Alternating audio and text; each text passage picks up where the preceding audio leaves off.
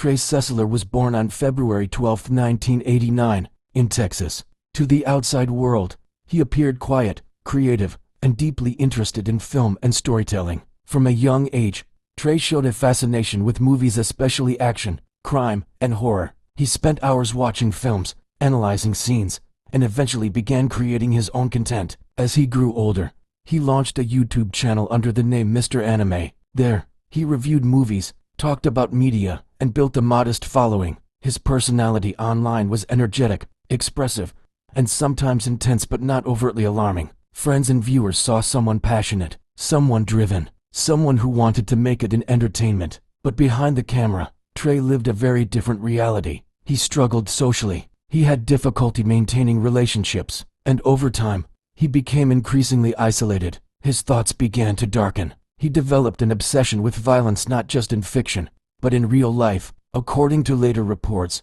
Trey began fantasizing about committing mass violence, not impulsively, but methodically. He didn't just imagine it, he studied it. He researched weapons, he watched footage, he planned scenarios, all while continuing to upload videos and interact with fans online. To most people, nothing seemed wrong, but internally, Trey was splitting into two versions of himself. One, the content creator, the reviewer, the voice people recognized. The other, someone quietly preparing for something far more disturbing. And no one, not his viewers, not even those closest to him, fully understood how far those thoughts had already gone.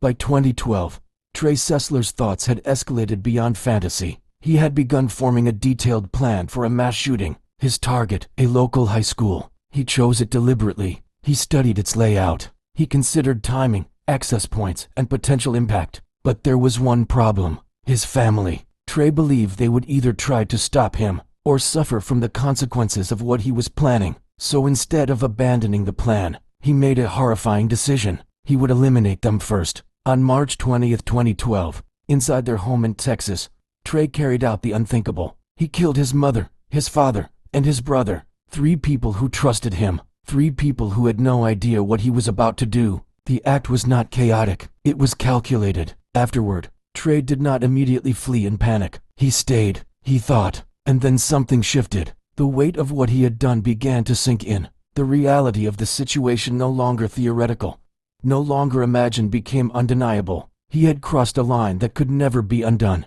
And suddenly, the larger plan, the mass shooting, no longer seemed like something he could carry out. Instead of continuing, Trey left the house. He drove, and eventually, he made a decision that would end everything.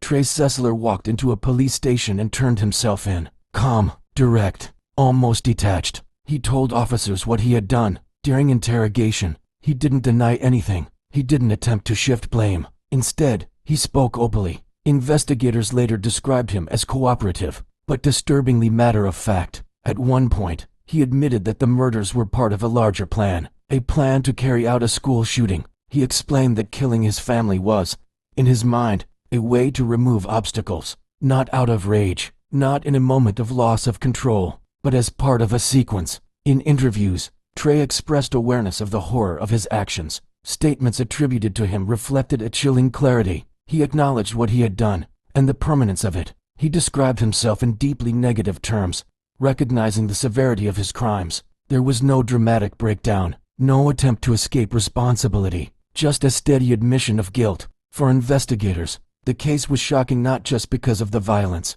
but because of how deliberate it was. This wasn't an impulsive act. It was planned, considered, executed, and then he confessed. Trey Sesler was charged with capital murder. Given the overwhelming evidence and his own confession, the case moved quickly through the legal system. In court, the focus shifted to understanding why. Why would someone with no prior violent record, no history of criminal behavior, commit such a calculated and devastating act? The answer was complex. It involved isolation, distorted thinking, obsession with violence, and a gradual detachment from reality. Trey ultimately received a life sentence without the possibility of parole. The death penalty was not pursued after he accepted a plea deal. The case left a deep impact not just on the local community, but on the online world as well. Viewers who once watched his videos were forced to reconcile the person they thought they knew with the reality of who he became. His YouTube channel, once filled with reviews and commentary, became a chilling reminder of how little we sometimes see beneath the surface.